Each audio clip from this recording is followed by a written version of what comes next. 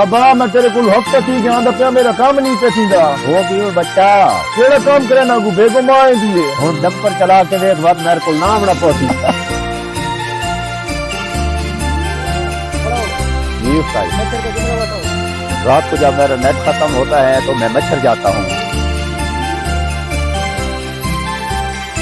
hello वापता बोल दे पिया किया साईं घर रौला बन गया जब मेरी बोट यार बिजली चली गई ते बिजली बंद कर देवा नहीं बिजली दे दे तो फुल कर दे कौन हो तुम रिश्ते में हम तुम्हारे बाबा लगते हैं नाम है हमारा बाबा खालिद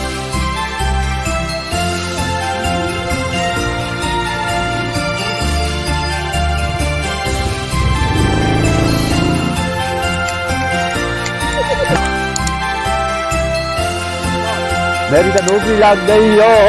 40,000 तनख्वाह है ओ ऊपर पानी रहे तो नहीं जा ओ जी जी